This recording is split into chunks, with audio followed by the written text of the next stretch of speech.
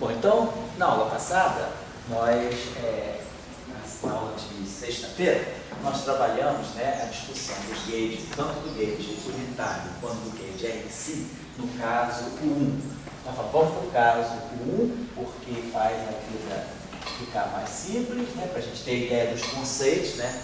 Tecnicamente não tem nada de diferente, é só uma questão mesmo.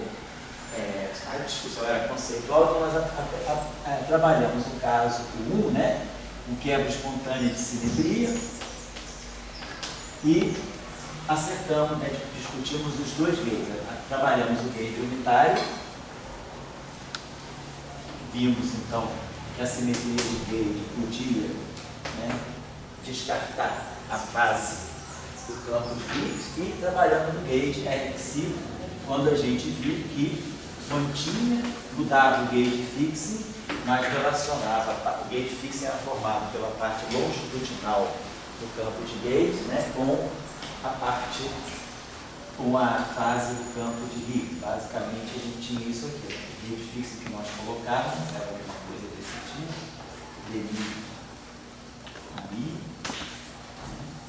e a gente colocava mais algo do tipo si, e aqui o campo que a gente chamava, acho que a gente chamava de Φ, a gente colocava de H. E a gente tinha colocado o nosso campo de Higgs, né, Φ, que era V mais H, porque ele tinha exponencial de I sobre V. Então, tinha essa parametrização aqui, e aí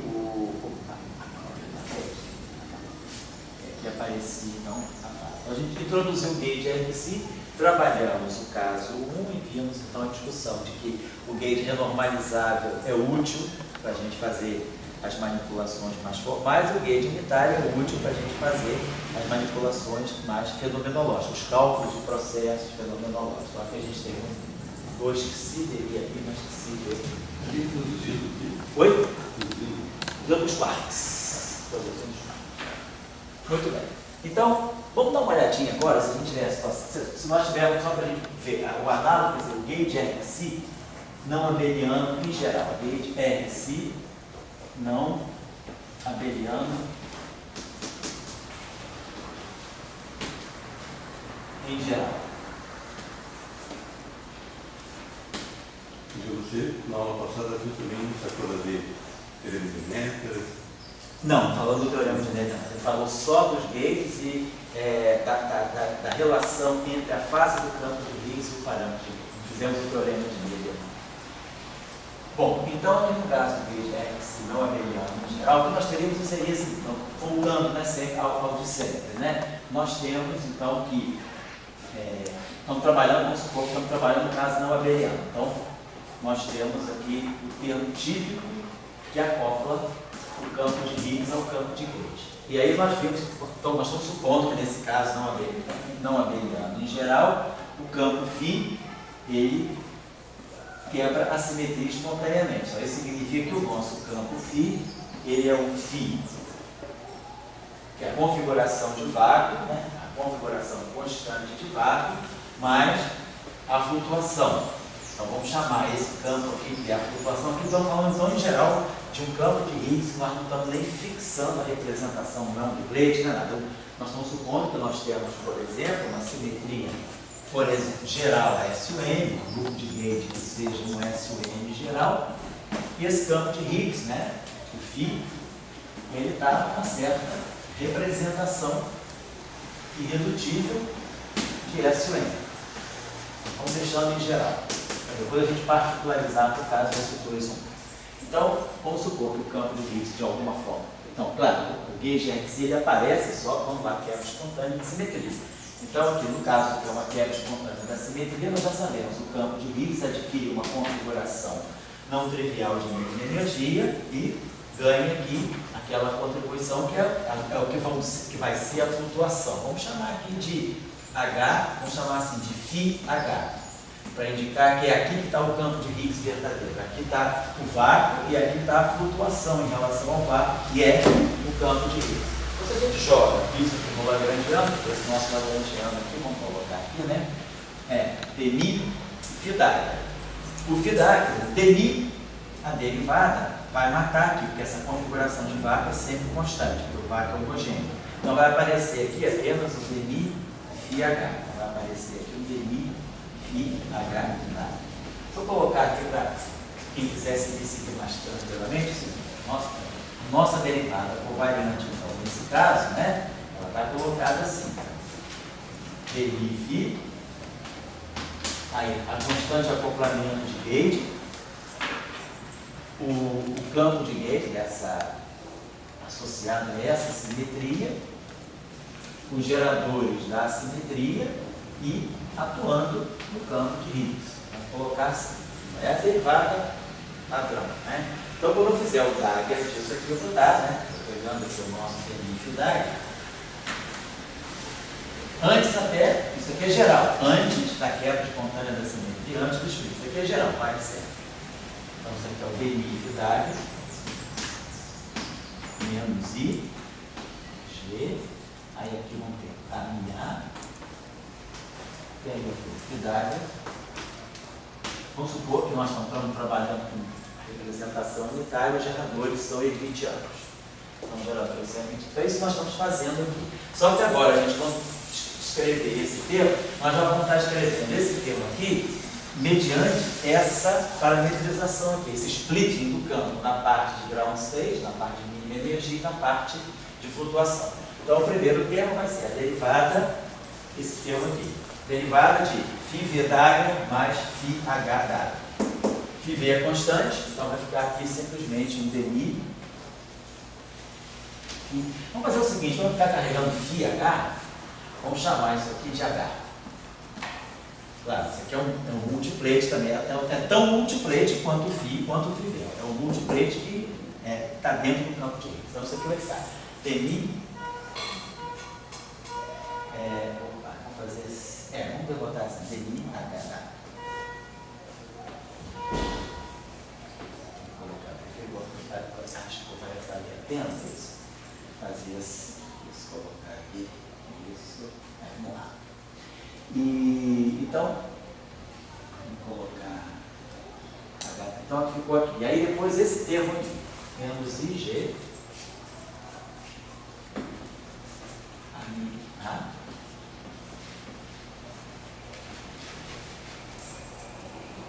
Aí Phidaga vai ficar. Aí aqui sim, vamos colocar o Phi V Dagger mais H Dagger.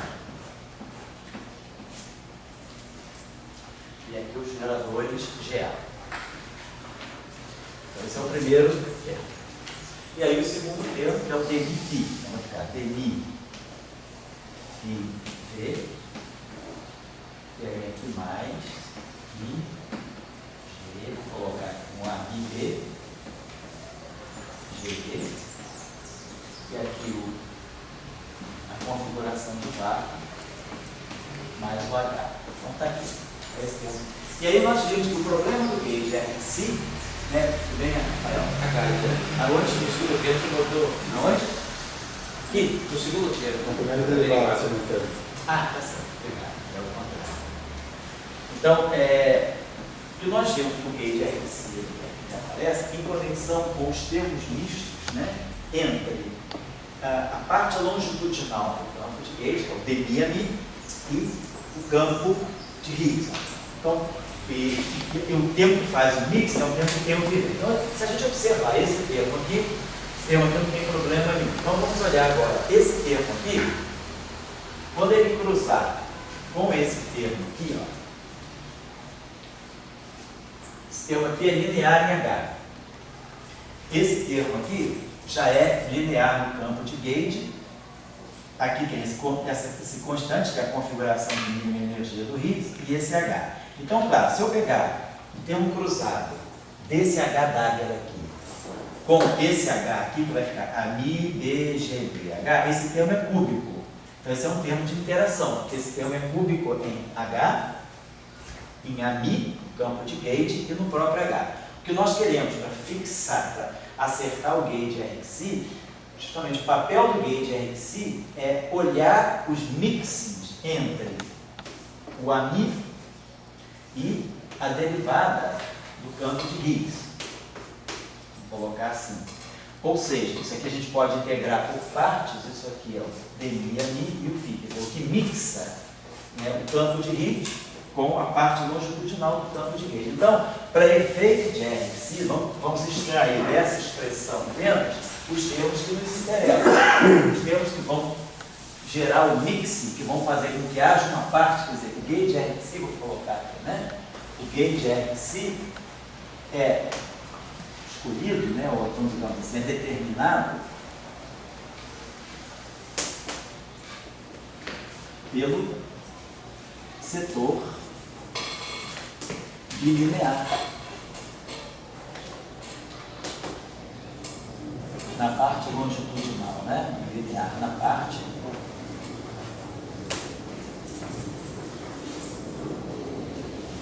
longitudinal do campo de gauge e na parte bilinear, no setor bilinear, melhor chegar isso aqui, uma refrasear pelo setor bilinear que, vamos dizer assim, que acopla a parte longitudinal do campo de gauge com o campo de Higgs. Então, para nós, vamos extrair qual é essa parte aí para nós. Quando vai aparecer, vai ser esse termo aqui, DMI, H', aqui. E aí, a parte que vai ser bilinear, vai ser essa parte aqui. Vai ter o AMI, então vai ter IG, aqui, IG, DMI, H', aí nós vamos ter o AMI, G, e aqui nós temos o φ, parte constante. Isso aqui, como isso aqui é constante, então isso aqui é bilinear no campo de Higgs e no campo de gauge. Isso aqui são geradores, isso aqui é a parte constante. Depois, claro, esse termo aqui interfere com esse termo, mas esse termo aqui já é cúbico, então é um termo de interação. Aqui é a mesma coisa, vamos pegar esse termo aqui, ele vai interagir aqui com H. Então vamos produzir aqui menos IG, esse termo aqui, aliar, aí vamos ter aqui a configuração de mínima energia do Higgs, fidelidade, que é a constante, GA, DMI, H, é esse termo. Depois, é claro, vou poder ter esse termo aqui interagindo com esse, mas aí esse termo aqui já é cúbico, porque ele vai ter campo de gauge, campo de Higgs e a derivada do campo de Higgs. E depois, claro, esse termo aqui interferindo com todo esse termo aqui. E aí, claro, esse termo aqui, ele vai dar para nós um pedaço que vai ficar φ', um φv, vai dar o que dá a massa do campo de Higgs, vai dar o termo tipo PROC, então não interessa a nós que ele fixe. Depois, esse termo aqui vai interferir com esse H, já são termos cúbicos. Então, esse termo aqui, por que nós não vamos grafar esse termo aqui interferindo com esse termo aqui, ele vai dar um termo quadrático no campo, né? Vai ser, você pode escrever aqui para não ter problema. Vai dar esse termo aqui que vai ser menos IG φg dado aqui, com esse mais IG φv aqui, vai dar G2 mais G2, só para a gente não perder nada. A gente vai ver que esse termo não é interessante para nós. Então ele vai ter aqui AMA,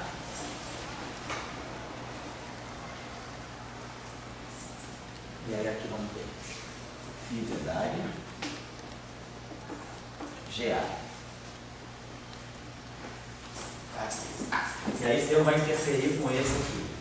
AMB, vamos até botar esse AMB aqui do lado de fora, vamos botar AMB.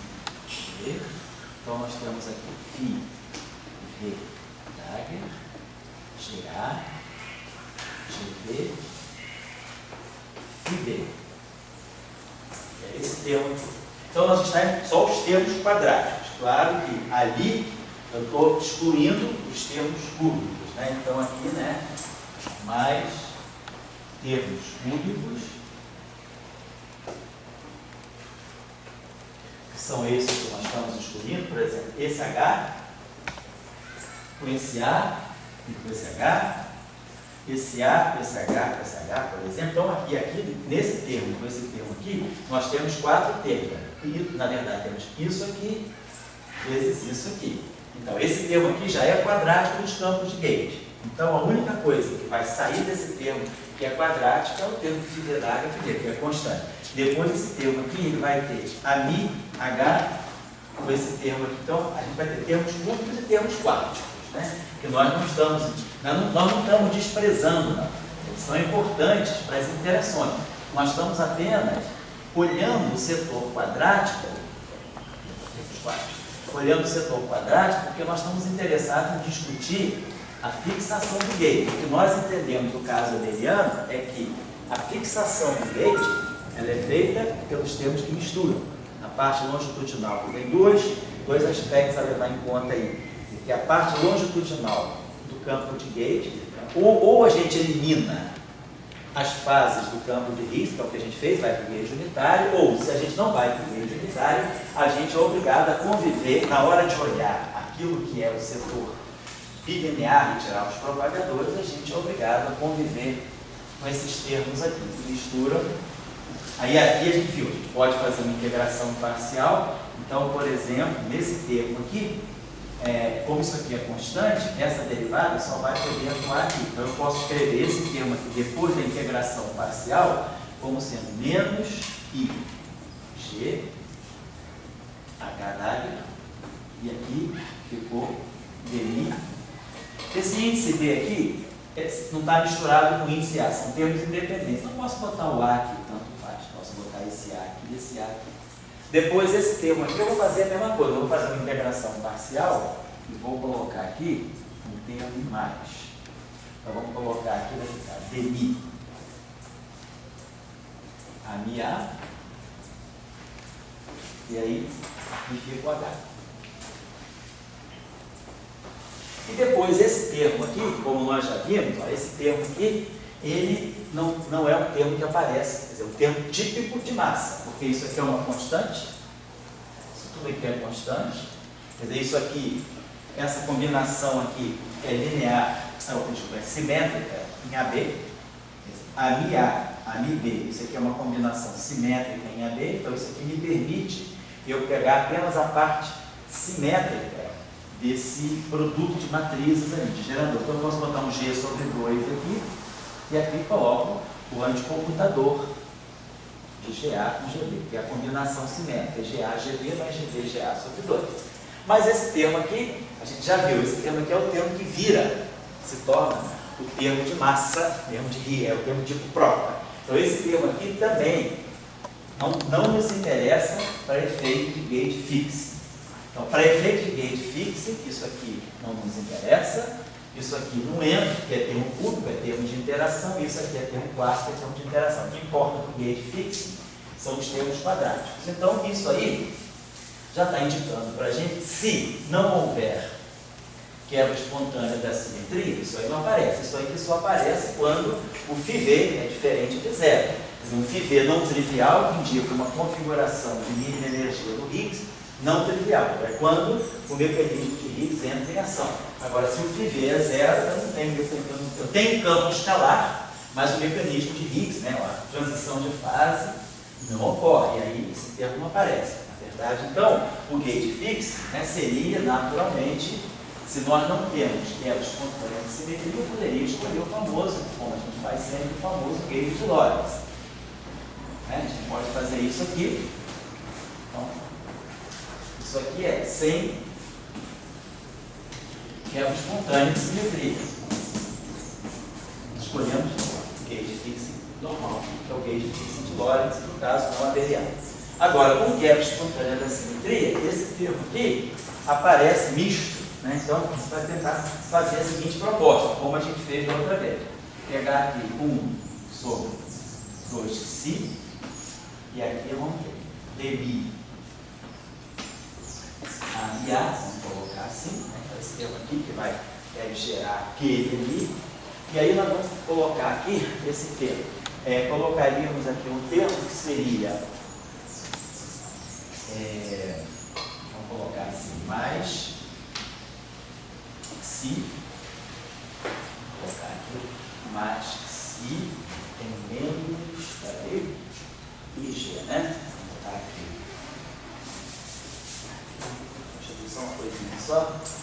Conjugado hermitiano desse termo aqui é aquele lá. Se eu fizer um conjugado hermitiano desse termo, menos ig vai ficar mais ig. E aí, conjugando isso aqui hermitianamente, o φ d'H vem para cá, o gerador troca de ordem, mas ele é hermitiano e esse H vem para cá. Claro, isso aqui não tem nada a ver, isso aqui pode sair. Eu posso escrever isso aqui botando esse na frente, legal.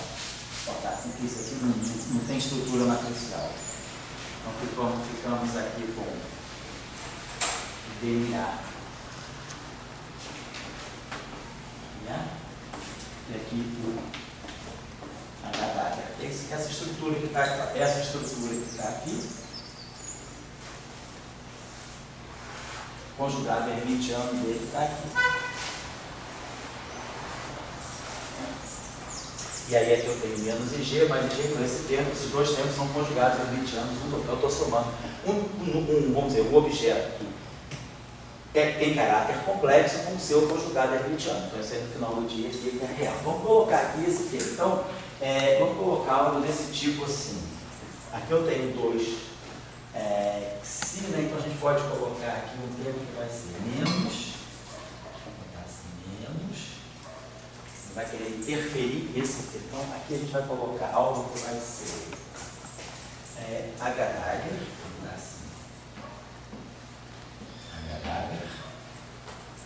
GA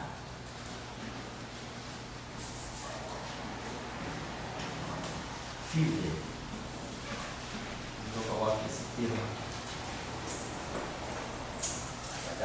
aqui. Isso aqui. Depois a gente vai acertar. E a gente esperaria colocar aqui algo que vai ser DNI ANI-A mais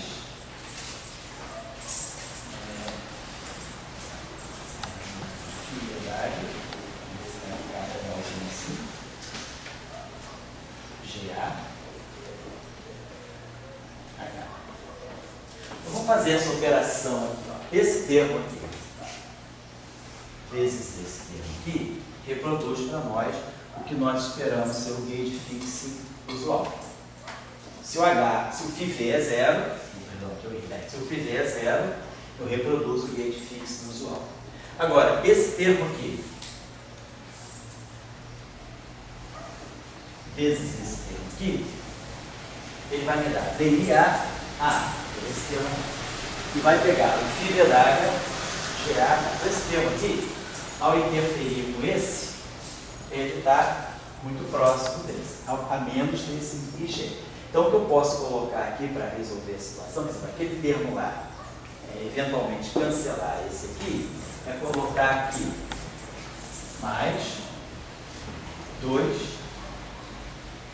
si IG. Se eu fizer isso aqui, ó, esse termo aqui, ao cruzar com esse aqui, vai me reproduzir essa estrutura. DIA, FIV d'H, GH. Tá. E essa constante que está aqui, ó, o 2xi, vai cancelar o 2xi. E aí vou produzir um IG. Então eu boto aqui menos IG. E aí esse termo aqui, ó.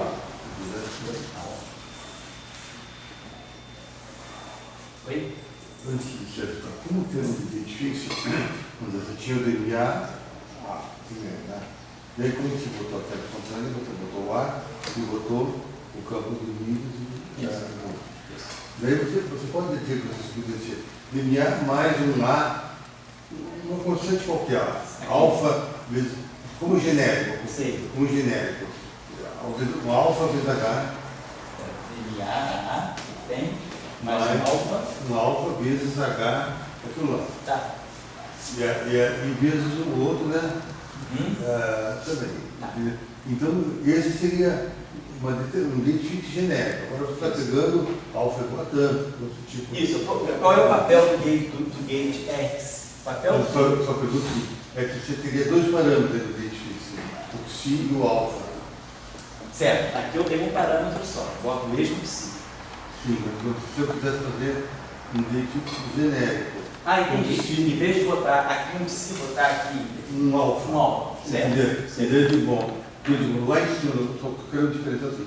No primeiro lá de cima, que é o normal, só tem um parâmetro do gate fix, psi. Certo. A pergunta é a seguinte, se você pode ter um gate fix com mais parâmetros, certo. E daí, claro, você usa aquele parâmetro como você quer.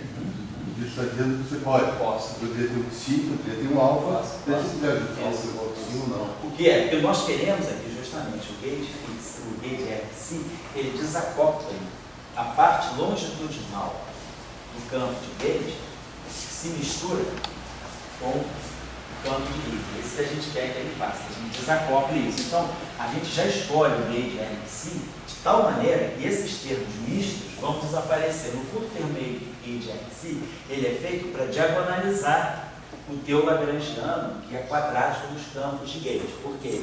Esse termo aqui é quadrático em A, o termo que nós não escrevemos, que era o DNI H, DNI H é quadrático em H, então o termo quadrático em H, um termo quadrático em A. O problema é que aqui eu tenho termos quadráticos, mas mistos em A e H. O que nós queremos, no fundo, é diagonalizar essa forma quadrática que mistura o campo de gauge com o campo de Higgs. Então, esse que é o papel do gauge fix. E aí o parâmetro psi, ele se presta a isso. A gente introduz um parâmetro. Se eu não colocasse esse psi aqui, o que eu estou fazendo? Qual é o exercício que nós estamos fazendo? Nós estamos colocando essa proposta de gauge fix e estamos vendo, esse termo aqui, com esse aqui, reproduz o gauge fix no usual. Esse aqui, justamente com esse 2π aqui, com aquele 2π lá embaixo, ele vai aparecer, ele vai cancelar esse termo, e eu vou botar aqui então deve aparecer mais 2π e G. E aí quando aparecer esse aqui, com esse aqui, vai produzir demi-ami, que é esse termo aqui, né? Esse aqui é o que é isso. Esse aqui vai dar mais, então o 2π vai cancelar o 2, vai ficar IGH', né? GA, que vai cancelar esse aqui. Então essa escolha, ela é conveniente porque ela faz exatamente esse papel de diagonalizar. Agora, se você não tivesse colocado aqui um parâmetro 2π, tivesse chamado isso aqui de um alfa genérico, você ia ter um outro parâmetro no gauge fix, mas ia continuar um mix entre essa. Aí você pode sempre fazer assim, mas eu posso eliminar. Como eu tenho um parâmetro de gauge fix extra, eu posso sempre calibrar ele para eliminar o termo mix. Então eu acho que você pode fazer uma coisa mais geral, bota um parâmetro, se um parâmetro alfa, e aí não cancela aqueles termos, aí você vai juntar aqueles termos com esse, você vai complicar só mais a parametrização do gauge fixing, mas você não vai chegar a nada de novo, porque são parâmetros de gauge fixing que você pode sempre escolher. Esse setor, vamos dizer assim, é o setor proscrito do modelo, é o setor que vai certamente desacoplar da parte física do modelo. Então, seria, vamos dizer assim, você enfeitar alguma coisa desnecessariamente, seria um acessório mesmo inútil. Tá? Mas existe uma pergunta aí, que eu acho que é bem importante. Tá? É o gauge fixing com diferentes parâmetros, diversos parâmetros. Quer dizer, para dizer, o que é o gauge fixing? É uma liberdade que a teoria te dá, se usar o sistema coordenado ou outro. Mas normalmente a gente é viciado que só tem um parâmetro, psi. Mas aí tem não, pode ter mais parâmetros. Então, você tem uma liberdade de ter mais parâmetros, aí você usa aqueles parâmetros como você quiser. Quando a gente tem mais campos, isso vem à tona. Isso, concordo. E daí, eu não sempre fico assim em dúvida, será que eu não estou abusando? Eu até hoje não tenho uma resposta, mas que eu estou perguntando. A gente entende que o parâmetro alfa pode ser determinado ali, né? Pode ter o alfa. Mas daí fica com uma grande liberdade, grande conjunto de parâmetros, o gauge fixing. E como isso não é muito comum na literatura, dá um pouco de a minha visão, a minha posição seria assim, quantos grupos de simetria você tem, quantos grupos de gauge você tem. Nesse caso, eu estou fazendo um exemplo histórico, um exemplo brinquedinho. Tem um grupo SON. Eu tenho um grupo SON, tem uma família só de potenciais de gauge. Então, eu espero que para uma família única de potenciais de gauge, um grupo de gauge único, eu vou usar apenas um parâmetro de gauge fixing, porque senão eu estaria simplesmente replicando coisas desnecessárias. Mas se você, por exemplo, tem duas possibilidades agora, se você tem mais de um grupo de gauge, ou se você tem um único grupo de gauge, mas nesse grupo de gauge você tem diferentes famílias de potenciais, aí você pode introduzir diferentes parâmetros de gauge fixing. Eu estou dizendo aqui que no caso que nós estamos tratando, né, nós temos apenas um grupo, né, então a gente pode simplesmente colocar um gauge fixing único, um parâmetro único, que se resolve tudo. Mas se você, por exemplo, tivesse o próprio SON, mas tivesse duas famílias de campos de gauge, dentro do próprio grupo, de um único grupo de gauge, aí você, para cada família, você associaria um parâmetro de gauge fixing diferente. Eu acho que isso aí está um pouco de medo isso. Não, você não tem dá. uma grande, eu pensava, só me dá muita liberdade, né? É claro. Você dá uma liberdade de... desde que você saiba depois controlar os parâmetros de gauge. Você sabe, você está colocando gauge fixing, o que significa colocar um gauge fixing? Gauge fixing significa dar um pouco de medo, por isso você está brincando com fogo, está brincando com fantasma. Um fantasma é uma acepção direta do termo da teoria quântica de campo. Quando você introduz gauge fixing, você está dando propagação para o setor de ghosts, do setor de estados ruins do modelo. Porque o termo de Yang-Mills, ou o termo de Marx, FMI, ele é o termo sadio, ele é o termo que diz, propaga a parte transversa do campo de gauge, propaga o spin 1. Quando você joga o gauge fixing no lagrangiano, eu estava colocando isso, acho que na aula de movimento eletromagnetismo, né? Quando a gente coloca esse termo aqui, que é o termo de Maxwell, na verdade, esse termo aqui, todo mundo vai saber, a gente pode reescrever como sendo a parte transversa do campo de Yang, a parte transversa do campo de gauge, e aqui a parte transversa também. Então, eu estou dando propagação só para a parte transversa, que é a parte sadia. A parte longitudinal é a parte que ela é a parte proscrita, é a parte que eu posso eliminar por gauge fixing. Quando você introduz o gauge fixing, você precisa fixar o gauge, o que você está fazendo é trazer para cá o termo que vai aparecer com menos 1 sobre 2 alfa, a longitudinal μ, da Lambertiana a longitudinal μ. O que você está fazendo? Você está dando dinâmica para quem não deveria ter, para quem não deveria estar se propagando, que é a parte longitudinal. Então, o gauge fixing, ele é como se fosse o veneno, o antídoto do veneno. O veneno do campo, o veneno do campo de gauge é a sua parte longitudinal. Porque essa aqui é a parte que sofre a transformação de gauge. A transformação, vamos olhar para o caso abeliano que já diz tudo, né? A transformação de gauge típica no campo abeliano é essa aqui. Se eu projetar isso aqui na parte transversa, aplico o operador transverso a ambos os lados, isso aqui vai me dar A transverso igual a A transverso. A parte transversa do campo de gauge, ele não sofre essa transformação. A transformação fica toda na parte longitudinal. A longitudinal μ é A longitudinal μ mais o DI do alfa.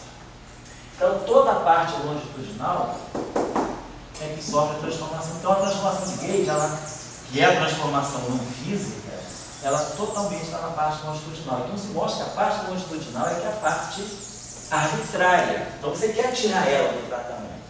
Mas na hora de quantizar, que você diz, meu campo agora é quântico, eu preciso fixar o gauge, quem você joga no lagrangiano é quem não está. Que é justamente o gauge fixing, ele entra para dar propagação para a parte doente da teoria. Que a teoria da simetria de gauge exclui justamente isso. O lagrangiano invariante de gauge é esse. Então está aqui, só a parte transversa. Então tá bom, isso é o que eu quero. Classicamente, eu paro por aqui. Mas na hora de quantizar, para poder manter a covariância, eu sou obrigado a introduzir esse termo aqui. Mas ele vai fazer o quê? Qual é o papel do gauge fixing? É jogar no lagrangiano um termo de propagação para quem não deveria estar se propagando. Então aí você controla, você joga ele porque é necessário para você poder quantizar. Mas depois você tem controle nesse parâmetro alfa, você pode seguir esse parâmetro alfa e fazer com que a tua física seja independente do alfa. Então, quando você está colocando gate fixings no Lagrangiano, você está colocando justamente no Lagrangiano aquilo que não deveria estar no Lagrangiano, ou seja, você está jogando esse cara aqui que é o veneno. Mas esse veneno, ele ao mesmo tempo é o antídoto, porque é ele que vai permitir a quantização e ele que vai fazer, e você vai mostrar que a física não depende desse parâmetro. Então, você marca, vamos dizer assim, a parte não física que você colocou pelo parâmetro de gate fix. Então, você mantendo essa etiqueta o tempo todo, você sabe aquilo que depende do gate e aquilo que não depende do gate. Ou seja, aonde é que a parte longitudinal...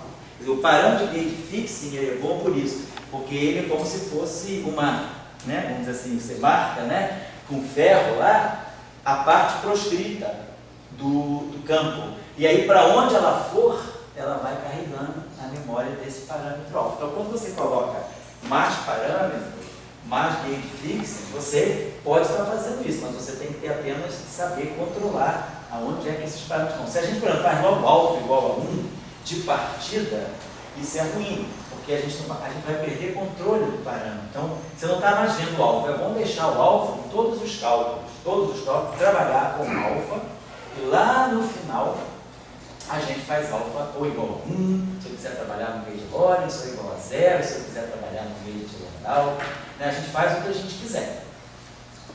Agora, a gente geralmente não faz isso na eletrodinâmica, porque a gente já sabe que a eletrodinâmica já foi estudada, é normalizada, então eu não preciso colocar esse parâmetro.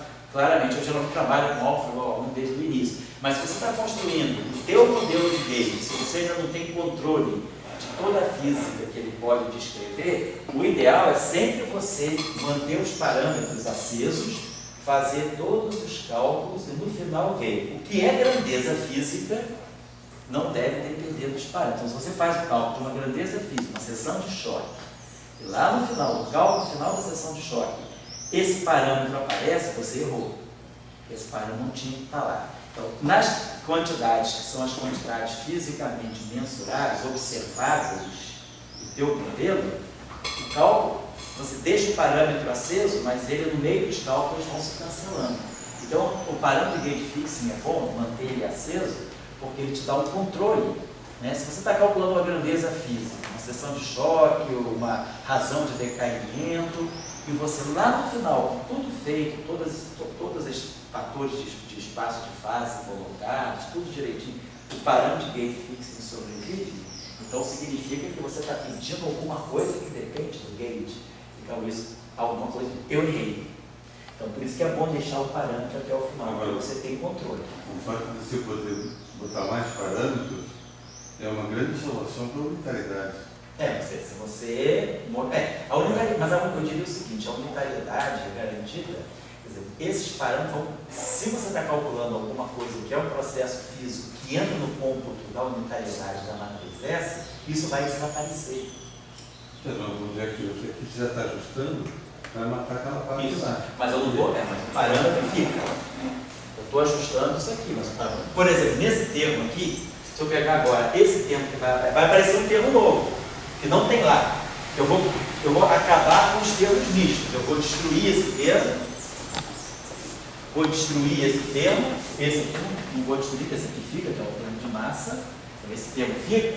Aqui eu vou gerar esse termo, aqui, esse termo misto desaparece, esse termo misto desaparece, mas vai aparecer um termo novo agora, que olha só, 4xi2 sobre 2xi dá 2xi.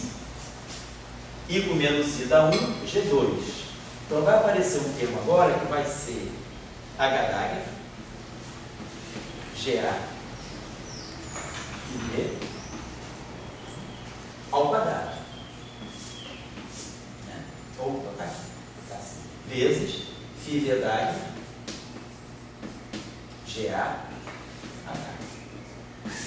Isso aqui é um escalar, isso é outro escalar. Então vai aparecer um termo agora novo que é quadrático no campo de Higgs, e que se comporta como um termo de massa.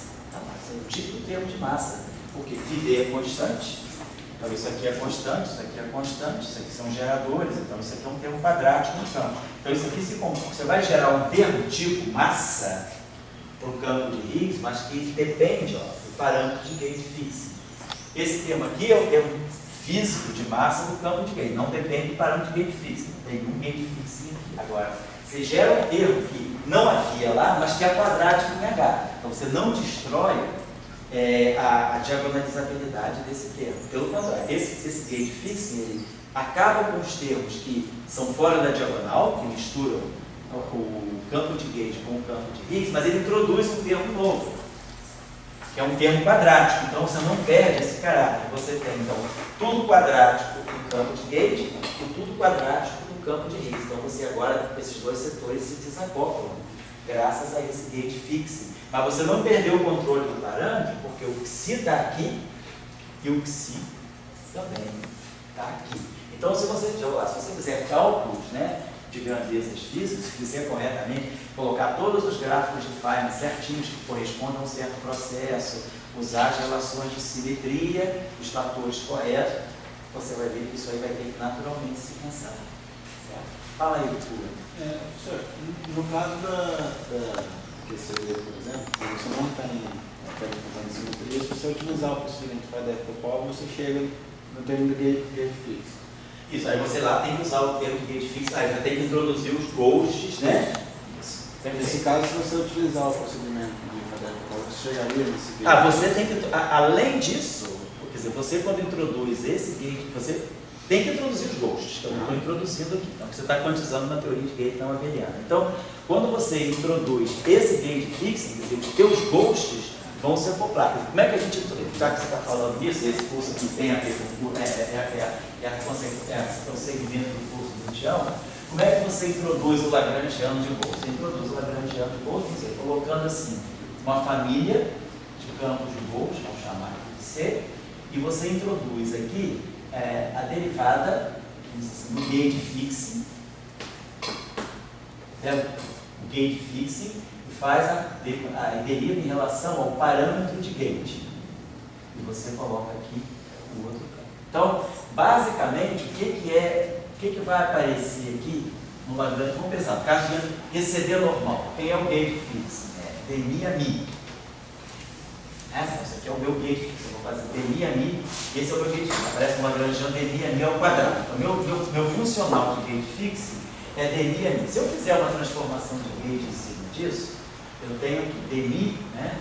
Vamos botar assim, nosso campo de gauge, deixa eu botar aqui, a linha MA, vamos pegar o nosso gauge fixing, quer dizer, a nossa transformação de gauge é as constantes de estrutura, FA, BC, ômega B, AIC, mais DI, ômega A. Então, o que a gente faz é, se eu pegar agora esse termo, então na verdade é isso aqui, a variação do campo, isso aqui não é isso aqui é o delta, a variação do campo de gauge, que é isso que eu preciso. Então, a variação do campo de gauge, numa teoria não abeliana, ela é a derivada covariante do parâmetro de gauge. Tá? Então, derivada covariante, é o primeiro termo é esse, e depois o termo de, que é I, né? G, a gente bota aqui o campo de gauge, a representação, e aqui o parâmetro. Como essa representação aqui é a representação de juntos, os elementos de matriz viram as constantes de estrutura. Então, a variação de um campo, a variação infinitesimal, tá? A variação infinitesimal, a variação de gauge de um campo de Young-Mills, ela pode sempre ser escrita como sendo a derivada covariante atuando no parâmetro de gauge. Vamos colocar assim. Então, quando você fixa o gauge, se o teu gauge fixing é dmi a mi a variação de gauge do teu gauge fixing é dmi ômega A. Então, quando você faz a derivada funcional, que o que é o Lagrangiano de fazer foco? É ghost, e quem você coloca aqui? A variação do gauge fixing, a perturbação que o gauge fixing sofre quando você varia o parâmetro de gauge. Tá aqui, isso aqui é a variação do gauge fixing. Quando eu perturbo isso aqui em relação ao ômega A, no fundo eu estou tirando essa derivada funcional, quem vai aparecer aqui vai ser esse operador. Vai aparecer aqui esse operador. Demi. Então, o teu lagrangiano de gate fixo para QCD é esse aqui. Quer dizer, você tem Kadevich-Popov, aí você tem Demi, aí aqui você tem Demi, mais I, vamos botar assim, Demi, vamos chamar aqui de A, Demi, delta E, mais I, tem F, ABC, ômega C, ômega B, e aqui vamos colocar aqui o C. Então, o teu gate fixo está completamente determinado. O que é crucial? O que é crucial para o teu gate fixo? É isso aqui.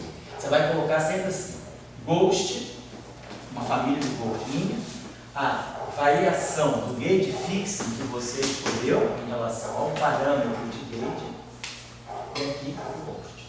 Aqui, é isso aí que para mim é o meu lagrangiano de Kadevich-Popov. Então, o teu lagrangiano de Kadevich-Popov depende crucialmente do gate fixo.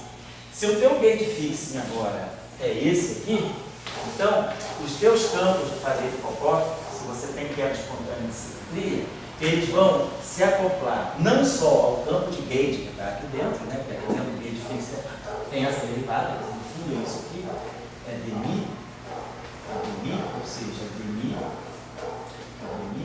mais I, F, tá? Botando aqui as constantes de estrutura direitinho. Então, essa expressão está aqui. Isso aqui dá o D'Alembertiano. Então, isso aqui me dá o termo de propagação do Ghost. Agora, isso aqui é o termo que me acopla o Ghost com o campo de gate. Então, aqui eu tenho os acoplamentos Ghost e campo de gate. Se o gate fixing agora foi modificado e introduz os setores de Higgs, eu vou ter acoplamento agora do Ghost também com o Higgs. Tá? Então, isso vai acontecer. E no caso desse Deus também poderia, nesse caso também teria aquelas ambiguidades de Grigorov? Tem. As ambiguidades, talvez, depois da quebra espontânea de simetria, você, se a quebra da simetria de gate for total, se você quebrar, se o campo de Higgs quebrar toda a simetria de gate, como nós vimos um exemplo aqui, a gente pode quebrar parcialmente a simetria de gate. Se você quebrar totalmente a simetria de gate, todos os campos de gate ficarem massivos, você elimina a ambiguidade de Grigorov, porque você não tem mais setor infravermelho. Todos os campos de gate têm massa. Mas se agora a tua simetria é quebrada parcialmente, sobrevive um subgrupo do grupo de gate com simetria exata, você também tem campos sem massa ainda associados a esse campo. Aí você tem Grigorov. Poderia, Oi? Se a quebra resultar numa simetria abeliana, aí não tem problema. Não tem problema. Se a quebra resultar numa simetria abeliana, não. No modelo de o problema de Grigorov, né, que o pessoal da UERJ estuda com tanto cuidado, o problema de Grigorov aparece na QCD, porque na QCD não tem quebra espontânea de simetria. Agora, o problema de Grigorov não aparece na teoria eletrofraca porque os 3 bósons de gauge ganham massa e o fóton permanece sem massa, mas você tem uma simetria abeliana. Então você não tem um subgrupo não abeliano que gere, vamos dizer, gluons sem massa. Todo mundo que é não abeliano ganha massa. E quem fica sem massa é o abeliano, que é o fóton, mas isso aí não dá ambiguidade. Tá certo? Mas é só chamar a atenção, porque isso foi bom até você chamar a atenção disso, que eu ia chamar no final, então já antecipo aqui. Não estou colocando aqui o lagrangiano de Kadevich-Popov para a teoria eletrofraca, porque nós estamos interessados em estudar só o setor de massa. Dando a referência para vocês que eu já tinha dado do livro do Cheng Li, aquele livro de Gate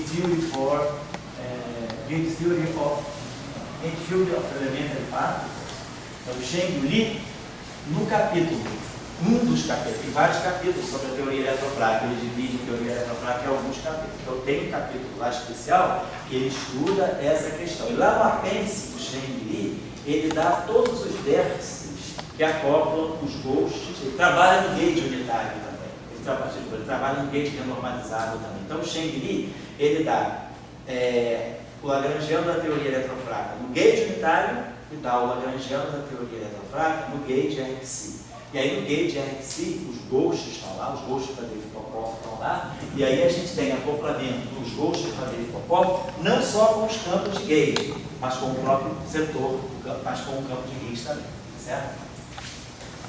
Essa questão de pergunta O quê? eu passo pelo gauge unitário e passo pelo gauge randomizado. Sim.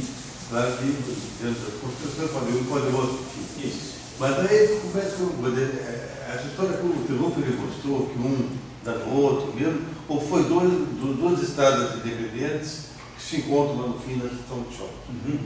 Entendeu? Entendi. Entendi. Na aula passada a gente comentou isso, mas eu volto a comentar porque essa questão não é trivial e não está comentada na maioria dos livros. O Cheng comenta, mas a maioria dos livros não.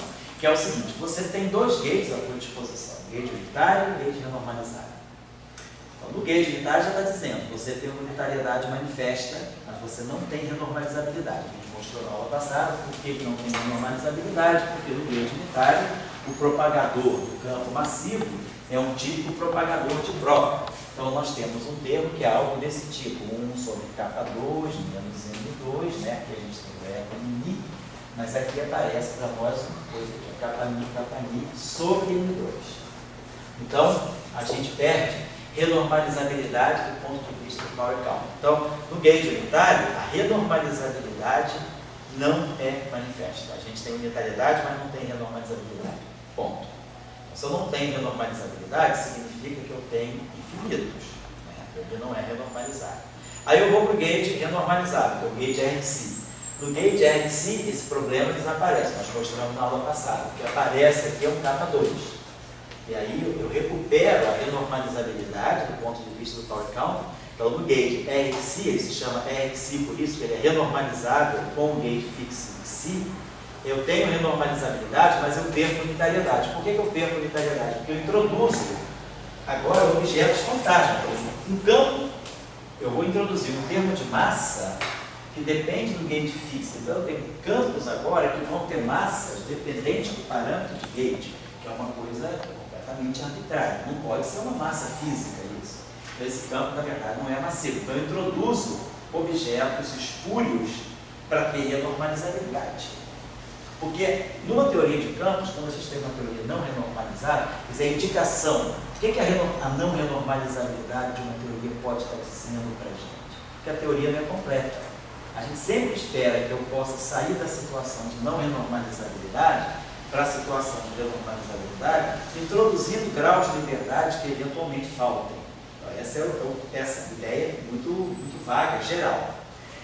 Justamente, por que esse gauge se torna renormalizável? Porque eu introduzo graus de liberdade adicionais, mesmo não físicos, que vão trazer novos graus de liberdade, produzir novos campos que vão trazer novos graus de liberdade e que vão recuperar a renormalizabilidade para mim. Mas eu perco a unitariedade, porque eu trouxe esses objetos não físicos. Então, a questão é, a teoria, isso aí é uma situação ambígua no sentido de que ela é renormalizável a uma certa hora e é unitária a outra certa hora. Então a gente falou, não, a questão, ela é tudo. Ela é tudo. No gauge unitário, ela já é unitária, mas ela não é renormalizável. Porém, o que interessa para a física não é tanto a renormalizabilidade, é a finitude da matriz S. Ou seja, que a teoria pode não ser renormalizável, mas se no cálculo de todos os processos físicos os infinitos se cancelarem naturalmente, então você está bem. Eu não tenho uma teoria renormalizável, mas na hora de calcular o que a gente chama os processos físicos, que são os elementos da matriz S, os infinitos se cancelam, então você está bem. Então foi isso que se provou. Eu tinha cada linha de trabalhos aí, o trabalho do Tolkien Delton, o trabalho do Salan Strassati, depois o trabalho de Brezan Justin, o trabalho do Benjamin Darby. Então teve toda uma linha de trabalhos no início da década de 70 que mostrou que se uma teoria de gauge é quebrada espontaneamente, você tem essa dicotomia entre renormalizabilidade e unitariedade. Mas, olhando a matriz S, esses problemas desaparecem. E a física está na matriz S. Fora da matriz S, você tem o que a gente chama da teoria off-shell, que é importante ter renormalizabilidade off-shell para você controlar. Mas se você tem certeza que a nível de matriz S você não vê os infinitos, você já está feliz, já está realizado o seu trabalho. Então, esses trabalhos do início da década de 70, eles vieram nessa direção, porque o que estava incriminado, né, o que estava em julgamento era, beleza, Toft e Veltman mostraram que as teorias de Young e Mills são renormalizáveis e unitárias, mas a teoria de Salandra-Schweinberg, que estava pronta desde 68, ela era uma teoria de Gate com quebra espontânea da simetria. Então a questão que estava em jogo é, beleza, Young e Mills normal, simetria exata, é renormalizável e é unitária. Mas a questão é, se a simetria é quebrada espontaneamente pelo campo de Higgs, a renormalizabilidade persiste? A unitariedade persiste? Então essa era a questão que estava em jogo. E aí, essa linha de trabalhos lá, né, Salange, Tracidí, Toft e Veltman, Benjamin Justin, Benjamin W. Lee, toda essa linha de trabalho aí, eles mostraram, não, mesmo que a simetria seja quebrada espontaneamente pelo campo de Higgs, eu tenho renormalizabilidade e tenho unitariedade se eu me concentro só na matriz S. Se eu saio fora da matriz S, no gauge unitário, eu não tenho renormalizabilidade. E se eu saio fora da matriz S, no gauge renormalizável, eu não tenho unitariedade. Então, se você sai fora da matriz S, você está mal. Mas a tua física está toda na matriz S. Então, no que diz respeito à física do teu problema, do teu sistema, você está ok. Essa que é a verdade. E é isso aí que custou um certo tempo para ser provado. E para ser também assimilado. Quando isso foi assimilado, aí a teoria de Salandra-Schweinberg ganhou crédito. Porque, beleza, está tudo ok. Quebrou a simetria, mas a gente tem essa certeza de que a matriz S é finita, on-shell, e que ela já é on-shell, que elas são os processos físicos e ela é unitária. Então isso aí foi o que possibilitou que o prêmio Nobel para a teoria eletrofraca saísse antes mesmo da descoberta dos bósons, W, antes da descoberta do Higgs, né? Quer dizer, o próprio Toft e Veltman ganharam o prêmio Nobel em 98, né? Às custas disso. Então, mas você acha que dentro desse espírito assim, do Papa, que assim, de dia você pode ser João, de noite Maria, deliberado. Ah, entendi. Você pode ser. De noite você vira drag queen. Pode. O Papa liberou e a física da matriz liberou também. Isso, tá certo. Você de dia é renormalizável, de noite você é unitário. Na igreja você é os dois. Você é renormalizável, certo? Mas essa imagem está. As metáforas são importantes para a gente ver se entendeu ou não. Então, a tua metáfora eu acho que está clara aqui. Na metáfora da Idade Média, da física, o modelo isso aí não faltaria, não. Não, de jeito nenhum. Então, todos estariam mortos na feira. Então, pessoal, eu vou deixar a referência boa para vocês, quem quiser aprofundar essa discussão, dependendo dos interesses de estudos e de pesquisa, né? Aprofundar essa discussão é interessante. Eu digo uma vez como referência o livro do Cheng Li. O Cheng Li, na minha opinião, é um livro que não foi superado. Ele, claro, a fenomenologia dele não é atual, porque esse livro tem pelo menos quase uns 30 anos. Então, a fenomenologia dele, as edições mais, ele não teve edições mais recentes, não fala do bóson de Higgs ser descoberto, está longe de ter descoberto do Higgs, ele não fala de cálculos de precisão com quark top, mas, do ponto de vista da constituição da teoria eletrofraca e do estudo da consistência da teoria eletrofraca, eu acho que é o melhor texto que a gente tem. Tem muitos cursos assim, bons, aulas de verão, mas assim, ainda são superficiais. O Cheng Li é o melhor material para quem quer realmente estudar a fundo a teoria eletrofraca nos dois gates, tanto no gate unitário quanto no gate renormalizado, certo? Então, esse é o texto que eu recomendo para quem quiser aprofundar. E essa questão aí que o Gustavo levantou é interessante. Eu não vou abordar aqui no curso, porque no nosso curso, se fosse um curso só de teoria eletrofraca de um semestre, a gente teria tempo para isso. Mas no efeito do nosso curso aqui, quer dizer, o curso meu e do Tião, a gente dá assim, vamos dizer assim, os pontos centrais para uma pessoa estudar, tanto a QCD quanto a teoria eletrofraca. Na teoria eletrofraca, quer dizer, o que a gente espera que um estudante normal da nossa área, de teoria quântica de campos ou de física de partículas, sendo teórico ou experimental, não importa, deva saber. a organização geral do modelo, as simetrias, né, que estão em jogo, o mecanismo, por que o campo de Higgs entra, qual é a questão que o campo de Higgs resolve, como a gente discutiu aí, acertar a questão da diferença de massa entre o elétron e o neutrino. Então, em suma, o mecanismo de Higgs tem que ser bem entendido, a relação entre as representações do Higgs e a quebra de simetria, e depois, claro, o espectro de massa, compreender o espectro de massa, compreender as massas fermiônicas também, compreender as massas dos campos de Gauge, e agora introduzir o setor de quarks e, sobretudo, no setor de quarks, discutir a questão da matriz de Cabibbo, Kobayashi, Maskawa e a violação de CP, que foi o ponto crucial. Porque com a teoria de Salang, Glash e Weinberg, em 1978, o que se tinha era duas famílias de quarks, né? O quark C não tinha nem sido descoberto ainda. O que se tinha, quando se fez a teoria eletrofrágil, o que se tinha era o quark U e o D e o quark S. O quark S estava à espera de um parceiro, que já havia sido proposto em 64, né, pelo mecanismo de Glash e Dióclades Mariani e pelo próprio Cabibbo, tinha sido proposta a existência de um quarto quark. Isso década de 60. Mas quando a teoria é constituída, ela é constituída na expectativa de um quarto quark. Tinha duas famílias fermiônicas e duas famílias leptônicas. Ainda não havia o tau e nem o neutrino do tau.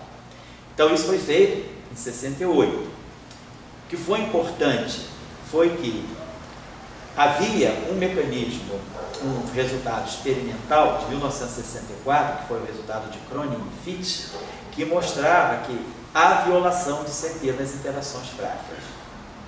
Então, quando Salang, Glash e Weinberg formulam o modelo deles em 68, a violação de CP não estava lá. Não se sabia ainda como colocar a violação de CP. O modelo ainda estava incompleto. Em 72, Kobayashi e Maskawa, né, que ganharam o prêmio Nobel junto com o Nambu em 2008, Kobayashi e Maskawa adotaram o seguinte ponto de vista. A física de interação, eles adotaram, vamos dizer, primeiro de tudo, uma atitude de credo.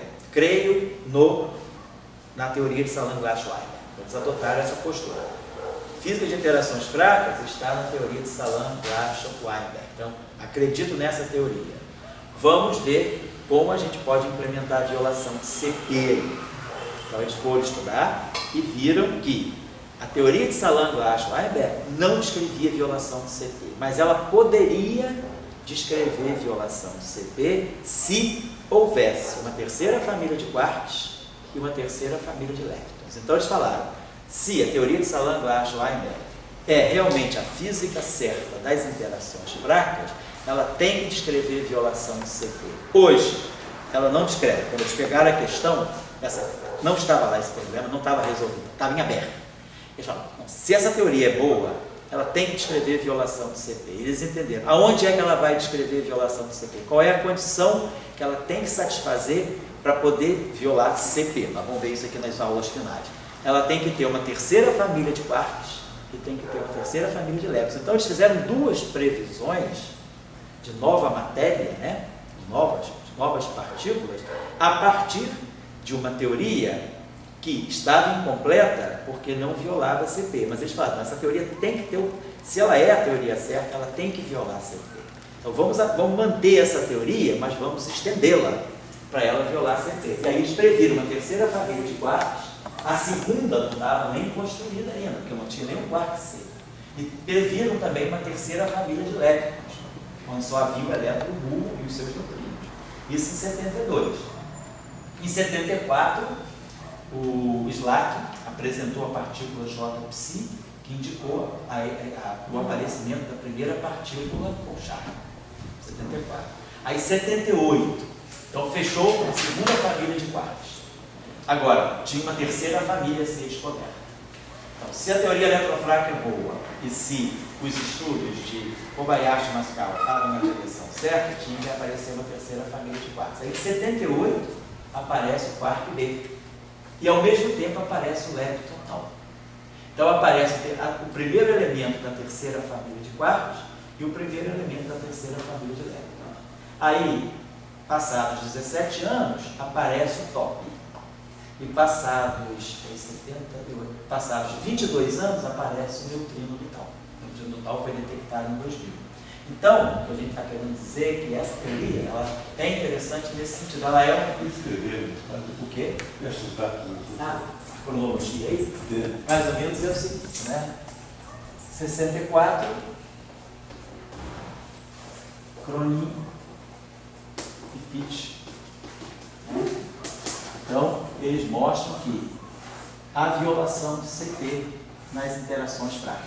É claro, Li e Yang tinham mostrado violação de paridade nas interações fracas, né? Em 56, mas aí violação de CP ficou claro quando Cronin e Pitt estudaram o sistema dos mesons neutros, K0 do K0 barra. Esse sistema aqui mostrava violação de CP nas interações fracas. Esse é o resultado de 64. Ao mesmo tempo, em 64, Cabibo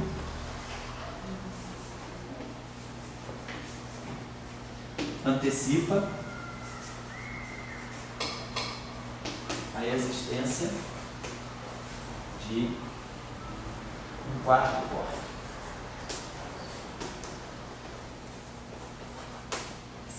Mais ou menos em 70, aparece o Dimitriópolis Miami, o mecanismo de Dimitriópolis Miami. Confirma, também teoricamente, né,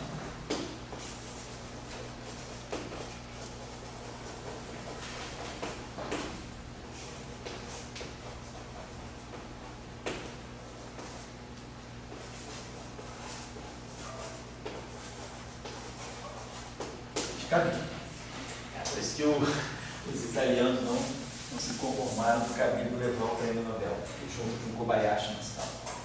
Daí, 68, 67, 68, está pronto, então, a teoria eletrofraca. Teoria eletrofraca, Salam, Blashow, Weinberg, formulário. Olha lá. 68. 70. Depois, Kobayashi. Então, ela é formulada sem violação. A violação do CP não estava incorporada. O livro formulava nessa época, tinha só, na verdade, 3/4, não tinha nem o quarto puxado, ela não conseguia violar CP. Então, Kobayashi, Mastawa, vocês devem ter visto, eu mandei um vídeo para vocês no domingo do concerto do Prêmio Nobel de 2008, aí eu não sei quem assistiu o vídeo, né, que foi aquela missa de Mozart, e aí tem uma hora que, mais ou menos 20 minutos depois de começar o concerto, eles apresentam um setor assim, está cheio de japonês. Aí está ali o Cabibo com a mulher dele, Kobayashi, Mascal, a japonada está toda ali, né? Aliás, agora, dia 8, semana que vem, tem o concerto do Prêmio Nobel de 2015. Vamos ver se a gente, eu vou tentar ver se a gente consegue assistir ao vivo pela internet. Mas certamente no dia seguinte vai estar disponível online, né? Porque esse ano vai ser interessante também, que é um Prêmio Nobel da nossa área, né? Foi o Catito e o McDonald, que tiveram cliente macio, e o concerto vai ser bom, vai ser o concerto pianista muito bom, vai ser um super concerto, vai ser dia 8 agora, porque o concerto do Prêmio Nobel é sempre no dia 8. Né? Então, nesse concerto aí, vocês viram lá, o Kobayashi e Mastal estavam lá, né, com as mulheres respectivas, e eles mostraram o quê? Eles retomaram Salam, Glashow, Weinberg, e trabalharam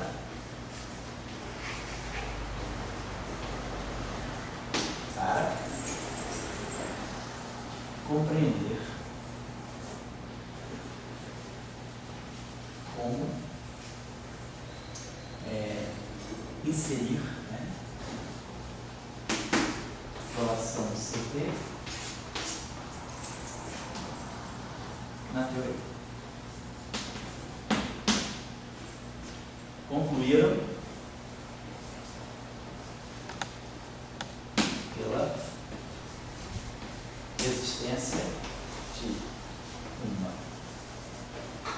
terceira família, quartos e uma terceira geração de lépricos. Então, eles fizeram duas previsões, nem pode, prever nova partícula, não é para todo mundo. Foi lá o Iraque que conseguiu, né, prever o pósitron, o Cal que previu os mesons pi, depois o Lacho, o Kelma, né, e o Zweig que previram os quartos, então, e o Salan, o Lacho, previram o Carumar, então prever novas partículas não é uma coisa tão simples. Eles previram, então, essa terceira família. E aí, tudo bem. Nesse ponto, beleza, conseguimos. Mas aí ficou, pô, mas não tem 3 famílias. Então, a teoria estava meio ainda assim, em observação, né? Aí veio a prova, em 72, 73, lá o pessoal provou a renormalizabilidade, e o modelo foi ganhando força, né? Ele foi sendo construído. Então, fica agora, o papelzinho. Aqui, né?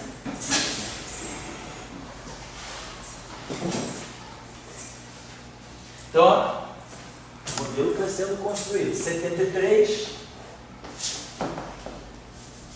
metade de 72, 74, nessa fase. Assim, vários trabalhos apareceram, mas basicamente, né, vários autores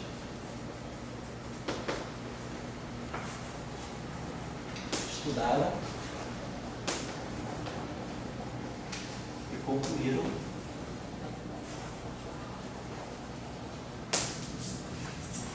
sobre a renormalizabilidade e a unitariedade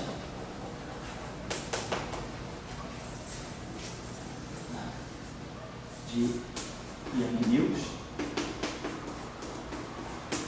com quebra espontânea de simetria. Vamos lá, o que se aplica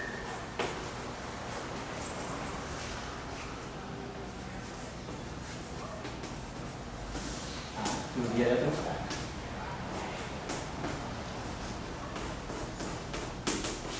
Então, um dado novo, isso é importante. Bom, então, 73, mais um dado forte para a teoria. Descobertas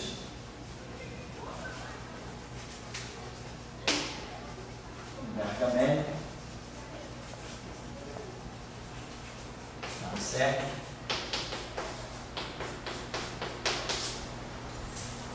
as correntes neutras.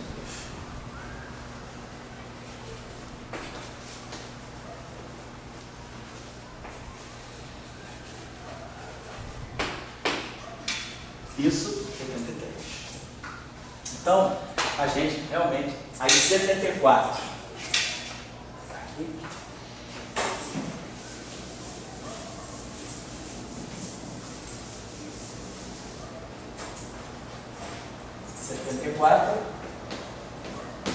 Descoberta da J-psi. Uma partícula J-psi, quer dizer, no fundo é o 6% quarto C. Foi descoberto, né, no slide.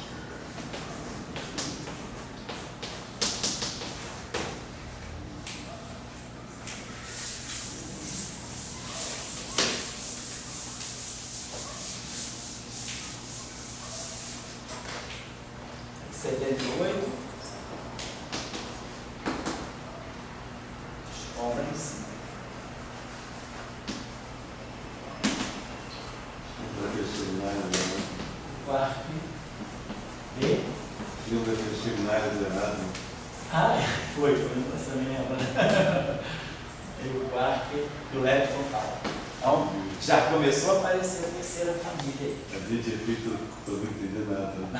Galera, já está Depois, 82. Dado mais e menos. Tem uma passagem que o pessoal fala assim de cegos sendo conduzidos. Oi? Hã? Cegos. Sendo guiados por louco. A gente já passou por isso. 82 e 83. fizeram, e aí depois agora.